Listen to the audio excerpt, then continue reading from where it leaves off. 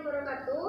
Waalaikumsalam warahmatullahi wabarakatuh. Baiklah Nanda semua, sebelum kita memulai materi pada hari ini, alangkah baiknya kita membaca doa terlebih dahulu agar materi yang kita pelajari hari ini bisa berjalan dengan lancar dan baik dan juga bisa Anda pahami setelah mempelajarinya. Ibu minta kepada ketua kelas untuk membacakan doa. Berdoa di dalam hati, mulai. Selesai. Nah, sebelum kita mulai materi hari ini, Ibu ingin bertanya, siapa yang tidak hadir hari ini? Hadir semua, Bu. Hadir semua ya, baik. Alhamdulillah ya, kalian hadir semua karena karena penting pada saat ini untuk menjaga kesehatan dan sepertinya kalian semua juga semangat belajar selain sehat. Walafiat, kalian juga semangat untuk mengikuti materi pelajaran hari ini. Nah,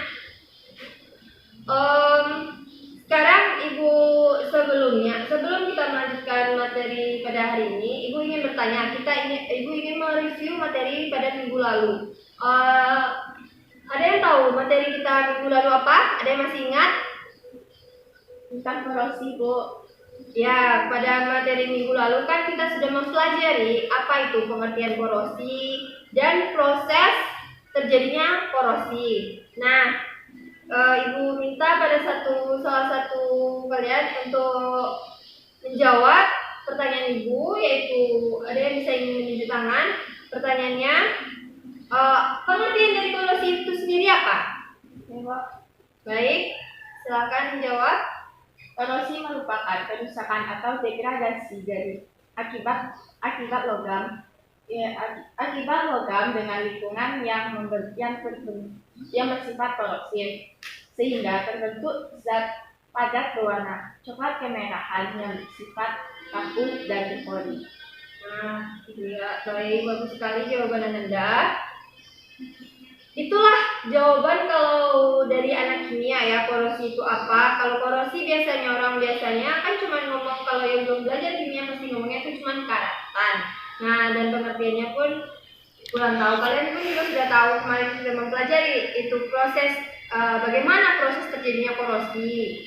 Nah, kan Anda sudah paham pada materi dan masih mengingat materi kemarin, yaitu tentang pengertian korosi dan proses terjadinya korosi itu sendiri kan. Nah, untuk melanjutkan materi yang kemarin ini, silahkan Anda baca terlebih dahulu tujuan pembelajaran pada materi hari ini.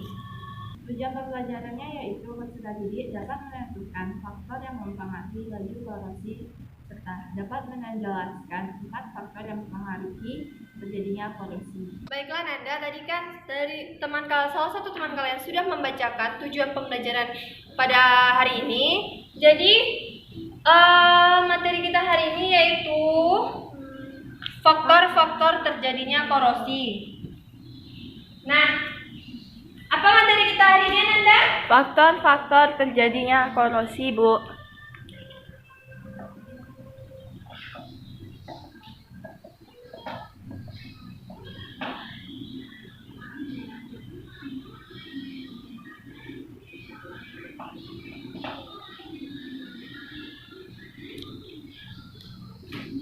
Nah, sekarang perhatikan gambar berikut ini. Dari yang Anda lihat sendiri, gambar 1 dan 2 ini adalah peristiwa Korosi, Bu. Nah, peristiwa korosi. Jadi peristiwa korosi ini menurut Ananda dalam kehidupan sehari-hari apa yang mengakibatkan terjadinya korosi ini? Ada biru, ada mangga. Suhu lingkungan, Bu. Suhu dan lingkungan. Ya, jawaban Ananda sudah benar, tapi masih belum tepat. Jadi, untuk kalian bisa memahami materi hari ini, materi hari ini, mari kita simak video yang akan Ibu tampilkan. Jadi Anda harus menyimak videonya agar kalian bisa tahu apa sih faktor-faktor terjadinya perkaratan sehingga dapat berguna pada kehidupan kita. Apa sih? yang dimaksud dengan korosi? Korosi merupakan reaksi redoks spontan antar logam dengan zat yang ada di sekitarnya dan menghasilkan senyawa yang tidak dikendaki, biasanya berupa oksida logam atau logam karbon. Bagaimana proses korosi bisa terjadi? Kita lihat tayangan video berikut. Besi yang diletakkan pada udara terbuka yang lembab akan sangat mudah mengalami pengarahan atau korosi karena adanya uap air.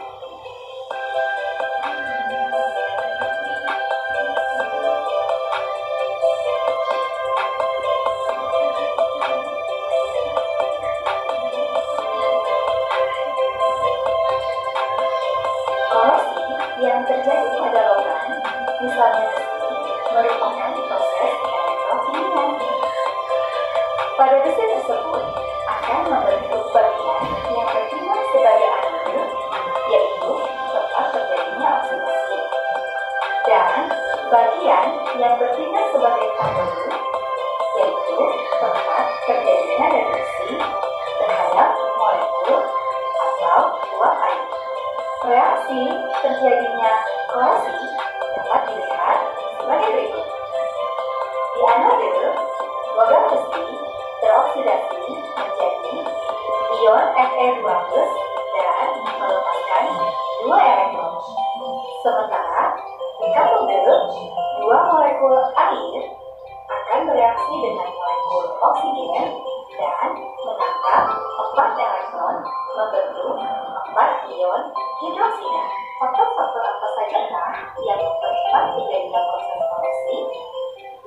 Yang pertama, kontak langsung logam dengan air dan oksigen. Yang kedua, adanya keberadaan zat pengotor. Sebagai contoh, adanya tumpukan debu karbon dari hasil pembakaran bahan bakar minyak pada permukaan atom mampu mempercepat reaksi reduksi gas oksigen pada permukaan atom. Yang ketiga, kontak dengan elektrolit. Perhatikan video berikut ini. Elektrolit, asam atau garam, air hujan banyak mengandung asam, dan air laut banyak mengandung garam. Maka, air hujan dan air laut merupakan penyebab korosi. Penyebab yang keempat, adanya mikroba. Adanya koloni mikroba pada permukaan logam dapat menyebabkan peningkatan korosi pada logam. Upaya apa saja? Baiklah anak-anak semua, tadi sudah dijelaskan dalam video di mana dalam video itu dijelaskan tentang pengertian korosi, proses terjadinya korosi, dan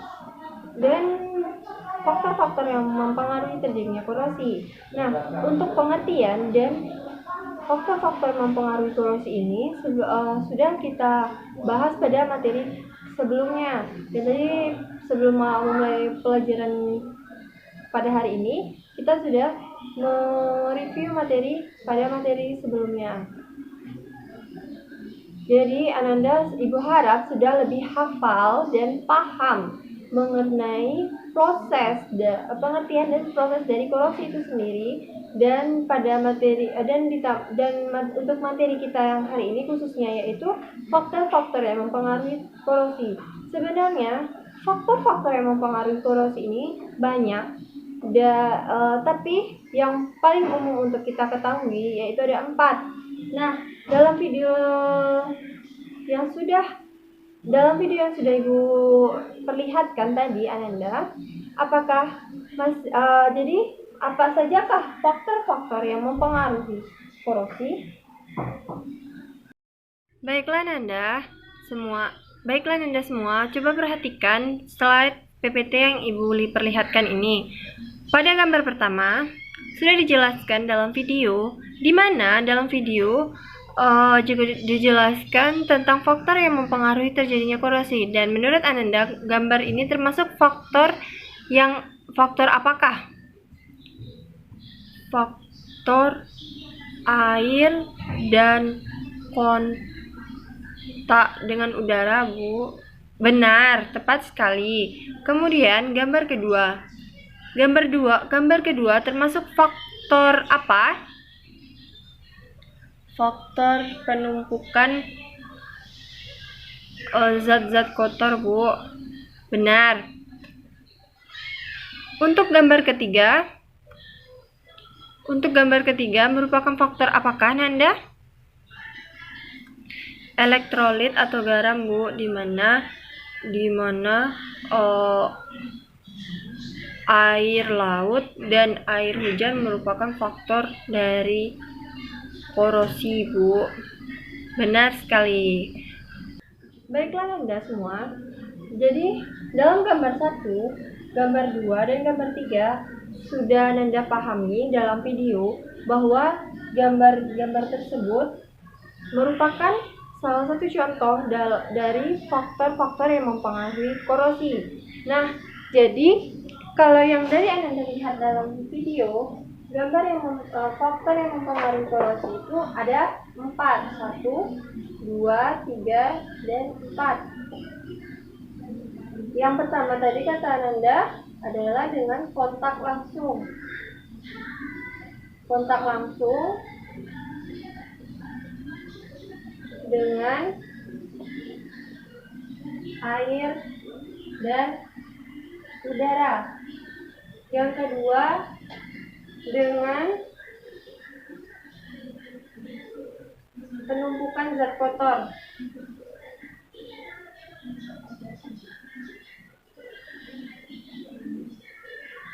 Zat-zat pengotor. Yang ketiga yaitu elektrolit garam.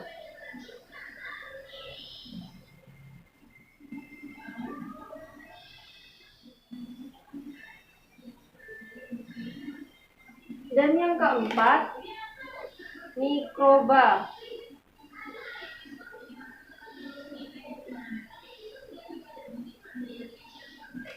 Nah, baiklah Nanda. Jadi faktor-faktor yang mempengaruhi terjadinya korosi itu ada 4. Tapi yang Ibu perlihatkan contohnya ada 3 ya. Ada 4 yang sudah dijelaskan juga dalam video, yaitu kontak langsung dengan air dan udara, penumpukan zat-zat pengotor, elektrolit garam, di mana elektrolit garam ini termasuk dalam air laut dan air hujan. Kemudian ada mikroba dalam video yang dijelaskan tadi ya. Nah, untuk lebih paham lagi, Ibu juga akan menjelaskan sedikit. Jadi, dalam kontak langsung dengan air dan udara ini, dalam kondisi kelembapan yang lebih tinggi, maka korosi akan lebih cepat terjadi. Hal ini terjadi karena besi dan air merupakan air dan oksigen masing-masing berperan sebagai medium untuk terjadinya korosi. Kemudian ada permukaan yang tidak rata. Permukaan yang tidak rata itu termasuk dengan penumpukan zat-zat pengotor tersebut, di mana logam yang permukaannya tidak rata akan mudah mengalami korosi. Hal itu diakibatkan oleh terbentuknya kutub-kutub muatan di permukaan logamnya. Jadi dalam permukaan logamnya ini akan terjadi dalam gambar atau dalam permukaannya ini terjadi kutub-kutub muatan di permukaan logamnya. Kutub muatan tersebut akan berperan sebagai anoda dan katoda. Jadi proses terjadinya korosi juga sudah dijelaskan kan. Nah, inilah faktor-faktornya. Jadi sudah ada 2, yaitu kontak langsung dengan air, dan yang kedua permukaannya tidak rata atau penumpukan zat-zat pengotor. Kemudian yang ketiga yaitu elektrolit asam, elektrolit garam atau asam, di mana contohnya itu ada air hujan dan air laut, salah satu contohnya ya. Dan pada yang gambar Ibu lihatkan yaitu gambar kapal yang berkarat, di mana dia mengalami kontak dengan air laut dan air hujan. Jadi tidak lama kelamaan maka kapal tersebut akan mengalami korosi atau proses perkaratan. Maka Hal itu akan mengakibatkan oksigen di udara lebih mudah mengikat elektron dan akan mengalami terjadinya proses korosi yang pada yang pada contohnya yaitu pada kapal yang ada di laut. Nah, yang keempat, kalau dalam video diperlihatkan tentang mikroba, di mana mikroba juga salah satu yang sudah dijelaskan tentang mikroba, di mana mikroba juga salah satu merupakan faktor terjadinya korosi. Nah, untuk yang Ibu jelaskan di PPT ini yaitu tentang terbentuknya sel elektrokimia. Jadi Ibu tambah lagi yaitu sel elektrokimia. Nah, jadi sebenarnya yang lebih diketahui itu ada 4 sebenarnya, yaitu kontak air dengan udara. Kemudian yang kedua itu penumpukan zat-zat pengotor yang paling umum ya. Kemudian yang ketiga itu ada elektrolit garam yang terjadi yang proses faktor yang merupakan salah satu faktornya itu tentang air dan air laut dengan air hujan yang merupakan elektrolit garam ya. Yang keempat itu yang paling umum diketahui itu adalah sel elektrokimia. Nah, maka Ibu akan menjelaskan sel elektrokimia karena takutnya Ananda nanti tidak paham, karena sebenarnya faktor-faktor terjadinya korosi itu ada banyak. Maka dari gambar yang Ibu perlihatkan ini, apakah Anda mengerti maksud dari gambar yang Ibu perlihatkan?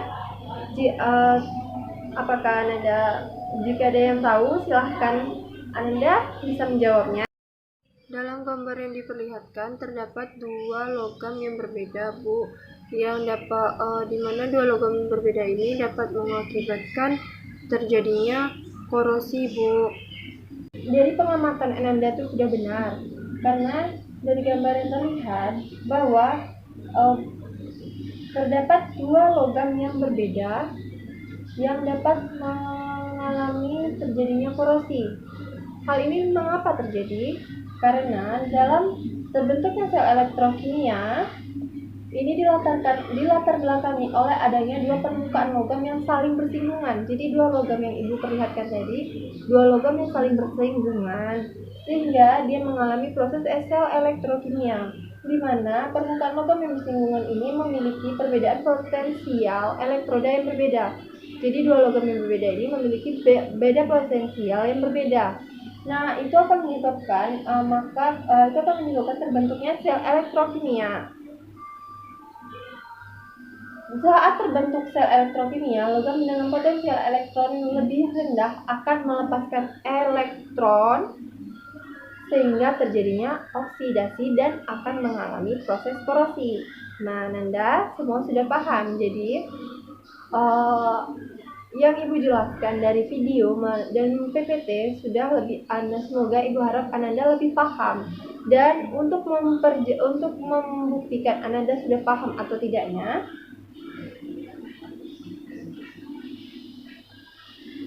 contoh dari sel elektrokimia ini apa?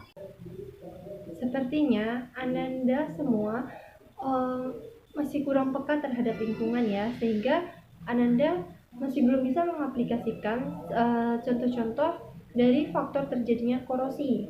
Nah, jadi Ibu akan memberitahu contohnya, yaitu yang contoh nyatanya dari proses faktor terjadinya korosi pada proses sel elektrokimia, yaitu paku keling yang terbuat dari baja yang digunakan untuk menyambung besi. Nah, itu salah satu contohnya. Jadi, Ibu harap Ananda bisa lebih peka terhadap lingkungan setelah Ananda mempelajari materi korosi ini. Ananda bisa mengetahui lingkungan yang terjadinya faktor-faktor terjadinya korosi, sehingga Anda bisa dapat mencegahnya dalam kehidupan sehari-hari. Nah, itulah manfaat kita mempelajari materi korosi ini. Selanjutnya,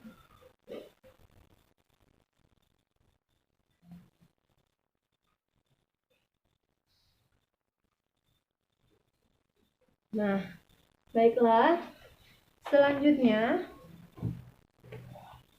Ibu akan membagikan LKPD bagi Ananda semua untuk menyelesaikan percobaan mengenai paku keling yang diletakkan ke dalam sebuah tabung reaksi dengan perlakuan yang berbeda-beda. Menurut Ananda bisa menganalisis. Menurut Ananda, manakah yang akan lebih akan lebih cepat berkarat? Ibu beri waktu selama 30 menit ya. Ananda, waktunya sudah habis ya Ibu kasih. Jadi, menurut Ananda, dari gambar yang percobaan ini yang telah LKPD yang telah Ibu berikan, Ananda sudah mencoba mencari di bahan ajar dan menganalisis, dan menurut dari video dan materi PPT yang telah Ibu berikan, menurut Ananda hasil analisis dari Ananda per masing kelompok manakah? Tolong berikan kesimpulan pada gambar pertama, gambar kedua, dan gambar ketiga dan keempat. Apakah gambar pertama mengalami korosi? Apakah gambar kedua mengalami korosi, dan begitu sebaliknya sampai gambar keempat, dan yang manakah yang paling cepat mengalami korosi? Silahkan dari Ananda, salah satu dari perwakilan kelompok Ananda, untuk membacakan hasil diskusi kalian semua. Saya, Bu. Nah, baiklah Ananda, silakan jawab. Baiklah, saya akan menjawab pertanyaan tersebut. Yang pertama, gambar pertama mengalami korosi sedikit karena adanya suhu. Sedangkan di gambar kedua, paku yang dimasukkan ke dalam wadah yang berisi air bening yang terbuka mengalami korosi karena adanya O2 dan H2O. Di gambar ketiga mengalami korosi tetapi tidak secepat gambar kedua karena tidak adanya interaksi dengan udara. Sedangkan di gambar keempat mengalami korosi lebih cepat dibandingkan dengan gambar pertama, kedua, dan ketiga. Baiklah Ananda, jawaban dari Ananda sudah benar, dan Ibu rasa Ananda semua sudah paham materi yang telah Ibu berikan. Jadi, jawaban Ananda. Baiklah Ananda, dari gambar 1 sudah terlihat bahwa dari gambar 1, 2, 3, dan 4 sudah terlihat yang paling mengalami korosi adalah perlakuan dari paku yang dimasukkan ke dalam air panas. Jadi jawaban dari Ananda berikan sudah benar. Nah, untuk antara air yang terbuka dengan air yang diberi wadah terbuka dengan air yang diberi wadah tertutup, yang lebih cepat mengalami korosi yaitu air yang dalam wadah terbuka karena dia mengalami interaksi dengan udara. Sedangkan pada gambar pertama dia mengalami korosi tapi dengan sangat lama karena tidak adanya interaksi dengan air. Sedangkan salah satu faktor yang mempengaruhi terjadinya korosi yaitu adanya air, kontak langsung dengan air. Nah, Ibu rasa sudah cukup materi kita hari ini. Jadi, adakah dari salah satu dari Ananda bisa menyimpulkan materi kita pada hari ini? Bu, ya silakan Ananda jawab. Baiklah, kesimpulan yang dapat kita ambil dari pembelajaran hari ini yaitu faktor-faktor terjadinya korosi. Yang pertama, kontak langsung dengan air dan udara. Yang kedua, penumpukan zat-zat pengotor. Yang ketiga, elektrolit garam. Yang keempat, adanya mikroba. Dan yang terakhir yaitu sel elektrokimia. Nah, baiklah Ananda semua. Terima kasih atas kesimpulannya. Jadi benar kesimpulannya bahwa faktor-faktor yang mempengaruhi terjadinya korosi itu ada kontak langsung dengan air, penumpukan zat-zat pengotor, elektrolit garam, mikroba, sel dan sel elektrokimia. Nah, prosesnya dan penjelasannya sudah Ibu jelaskan dalam PPT dan video tadi. Sekian dari Ibu. Tolong Anda kerjakan materi bab 10, materi bab korosi dalam buku cetakan Anda.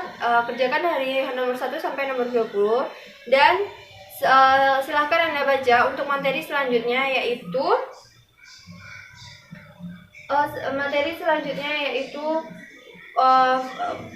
pencegahan terhadap korosi. Nah, sekian dari Ibu. Terima kasih. Assalamualaikum warahmatullahi wabarakatuh. Waalaikumsalam.